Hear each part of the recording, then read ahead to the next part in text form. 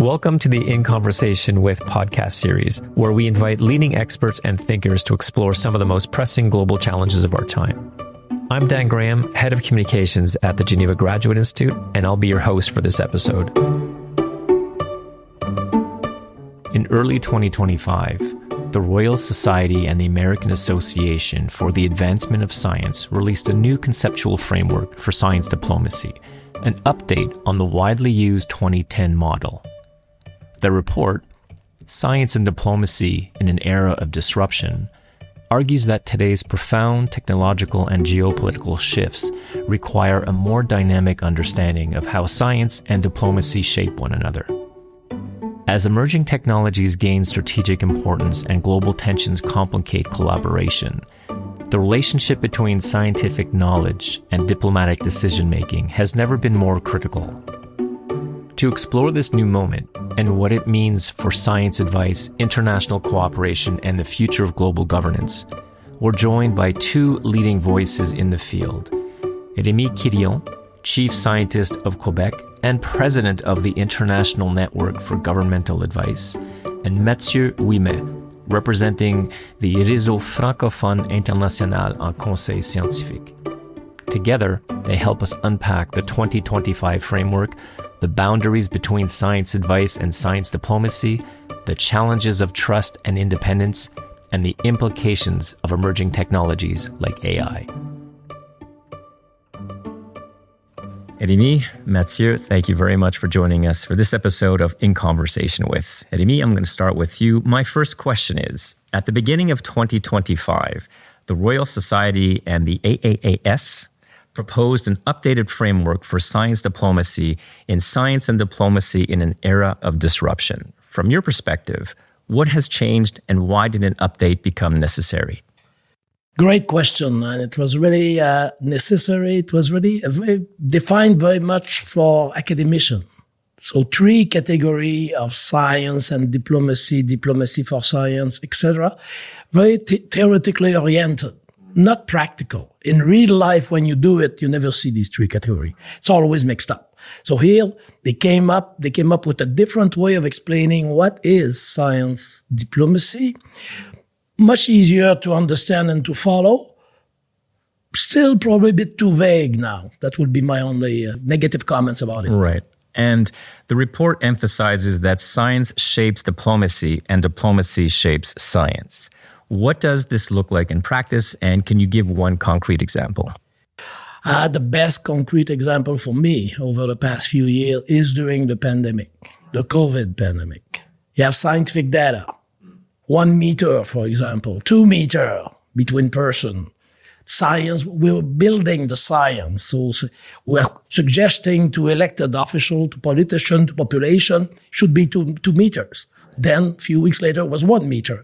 So science was shaping diplomacy a lot. Diplomacy a bit later on started to shape science a lot too, because we had vaccine. But then government countries start to restrict the availability of vaccine to some other part of the world and all that. So there we had problems. And in the context of geopolitical tensions, disinformation, digital manipulation, is science diplomacy becoming harder or more necessary? Both. It's becoming harder, for sure, with all the geopolitical movement. One day we have a friend, the next day we're not so sure anymore. So that's more challenging. But it's more important than ever, because science can reduce tension between countries, between communities. So that's, I think many countries, many elected official governments realize that fully, and they want to build capacity in science diplomacy. Thank you for that. So Mathieu, many listeners use the terms interchangeably. How would you define in simple terms scientific advice and science diplomacy? Scientific advice is about helping decision makers, policy decision makers, to make a better informed decision by clarifying what we know, what we do not know, and how robust that knowledge is. It is not about telling governments what to do, but about reducing uncertainty, structuring options, and making the limits of knowledge explicit. Science diplomacy, by contrast, is more about how science interacts with international relations, multilateral or bilateral relations. Sometimes science informs diplomacy, for example, by supporting negotiations on climate, health, and or emerging technologies. Sometimes diplomacy shapes science also by defining priorities, rules of cooperation, or the condition under which scientific collaboration takes place. So I would say that scientific advice is primarily a decision support function, while science diplomacy is a strategic interface between knowledge, power, and international cooperation. And where do you see the strongest overlaps between these two fields today, and where must they remain distinct? Well, so that the overlap is growing, particularly around emerging technologies, global risk, and long-term uncertainty. In these areas, government ask very similar questions, whether they are acting domestically or at the international level. So what do we know? What are the risks? And what are others doing? And what futures should we prepare for? However, they must remain distinct, in my opinion, in how advice is produced and governed. Scientific advice for public policy, domestic public policy, often aims to inform concrete decisions within relatively short time frames and under national accountability structures. And advice for diplomacy is more exploratory and anticipatory. It deals with strategic uncertainty and scenario building and geopolitical contexts. And can scientific advice ever be truly neutral in a geopolitical world? How do you navigate that tension? I think neutrality is often misunderstood.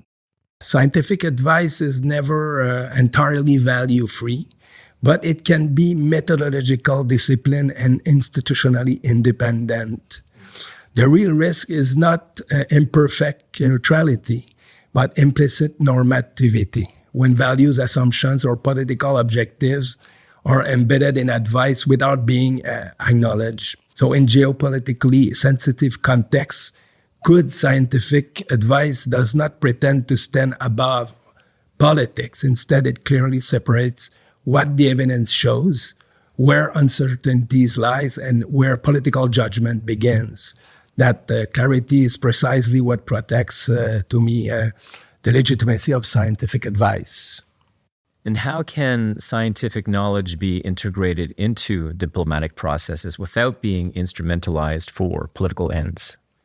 Instrumentalization occurs when science is used to justify decisions that have already been made. It's an example of instrumentalization that we call, in the academic world, symbolic use of research. And to avoid this, there are many conditions that are essential. First, procedural transparency. How evidence is selected, synthesized, and framed must be explicit. Second, plurality.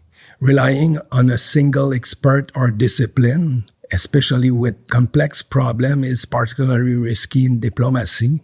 And third, timing. Scientific input must enter the process early when options are still open, rather than at the end as a stamp of legitimacy. So when these conditions are met, science trains diplomacy instead of becoming political tool.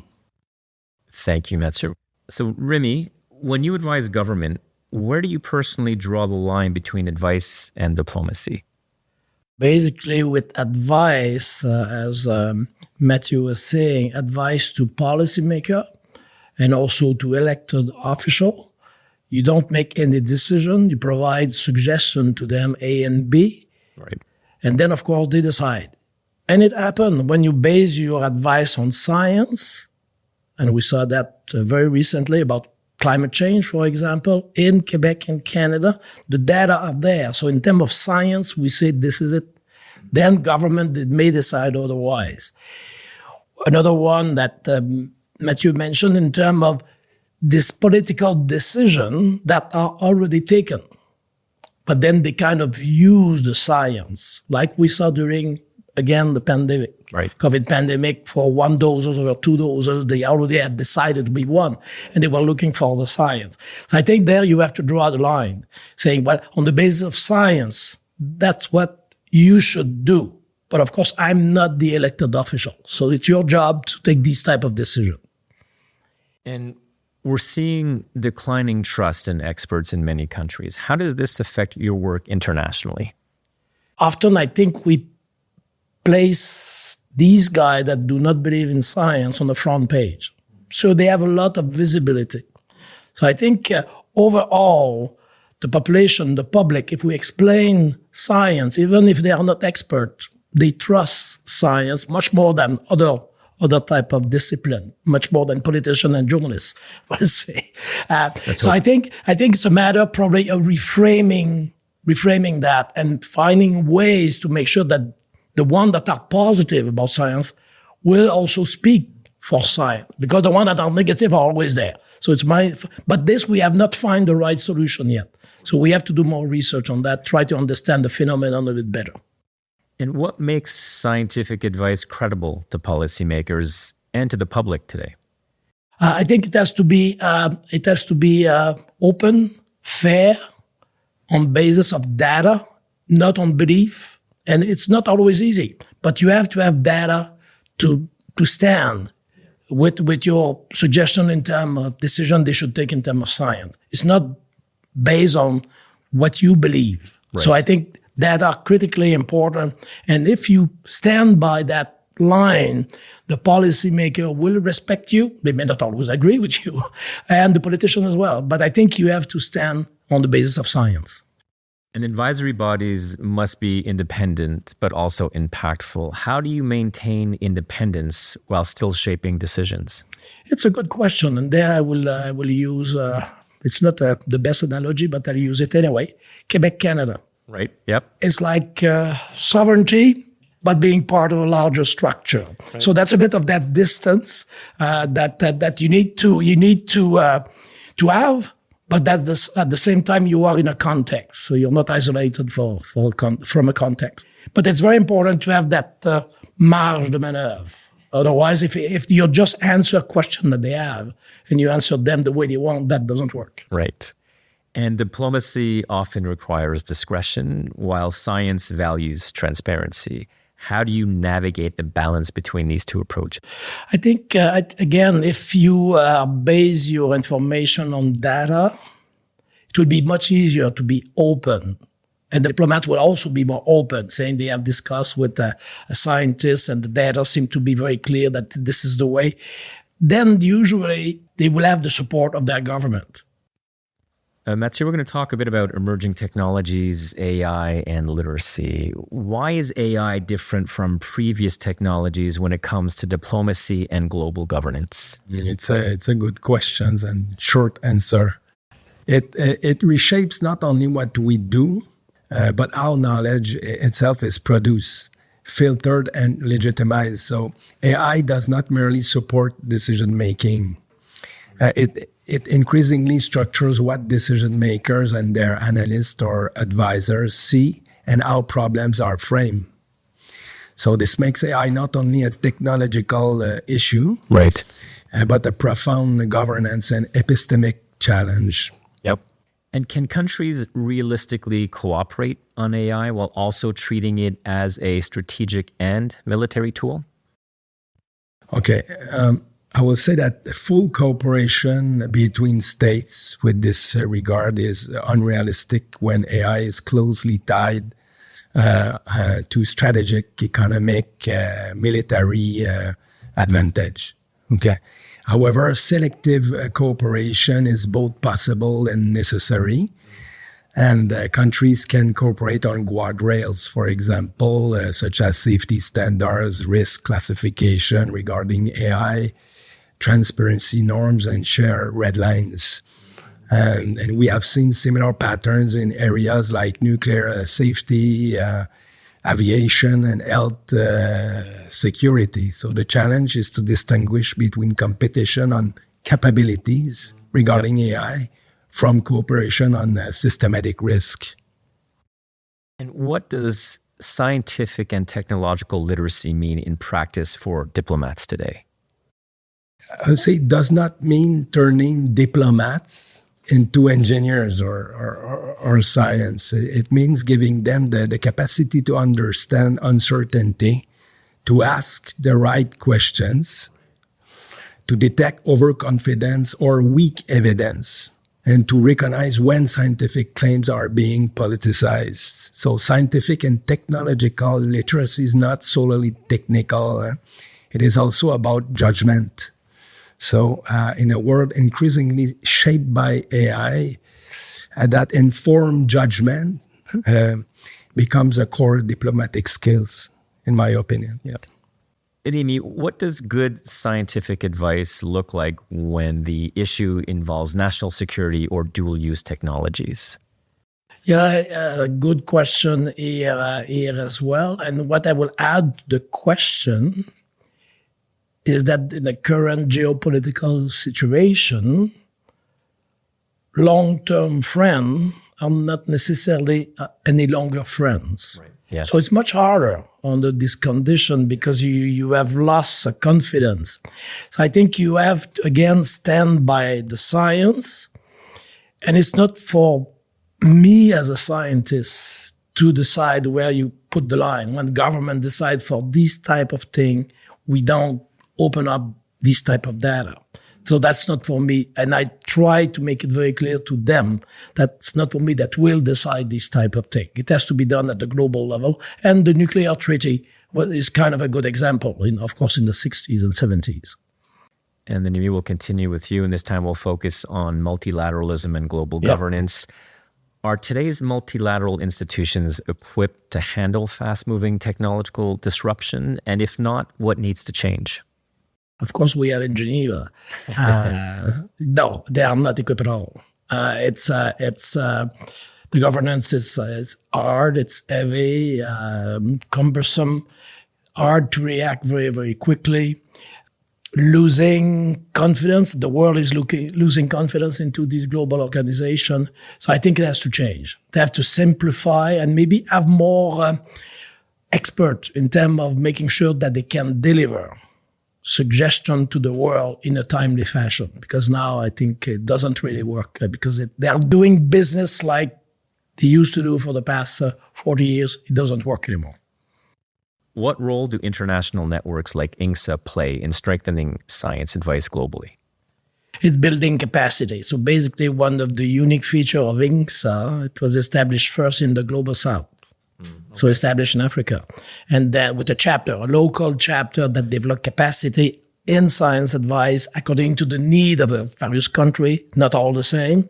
Then Latin America, Asia, more recently Europe and North America. So it's really building capacity in science advice so that basically every country can have some input from their scientists and scientific communities. And that, of course, we still work to do, but we're making progress on that front. And how can science diplomacy avoid reproducing global inequalities in knowledge, data, and technology? Challenging.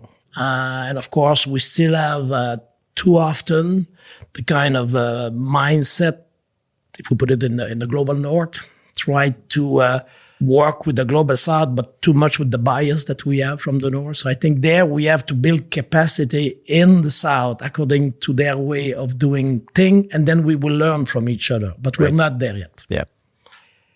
So now let's look ahead, and I have 3 questions for the both of you. It's kind of a rapid fire question, and so I'll just throw out the questions.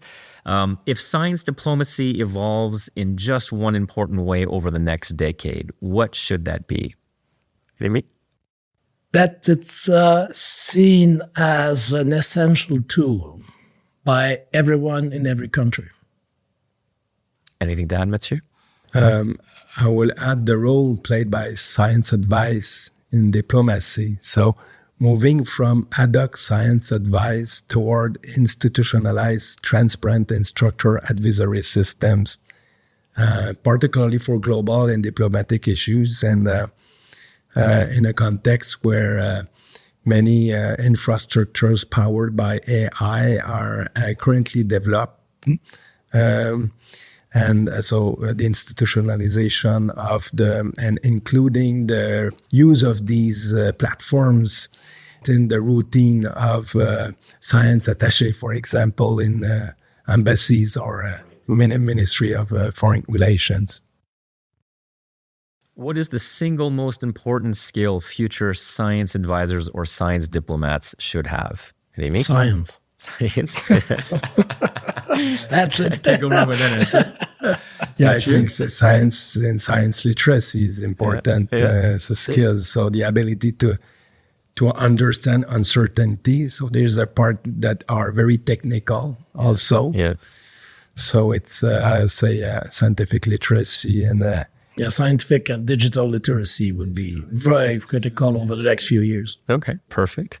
And for the final question, in one sentence, why does the relationship between science and diplomacy matter for democracy and society today? Mathieu? Okay, because in most countries, citizens never directly arbitrate concrete public policy options. And outside rare institutional cases like we are in Switzerland right now, in Geneva, democratic systems rely almost entirely on representative mechanism, which makes the quality, transparency, and integrity of science diplomacy interfaces crucial for democratic legitimacy. Rémi, Mathieu, thank you again for joining us on this episode of In Conversation With. It was very interesting. Thank you very much. It was great. Thank you.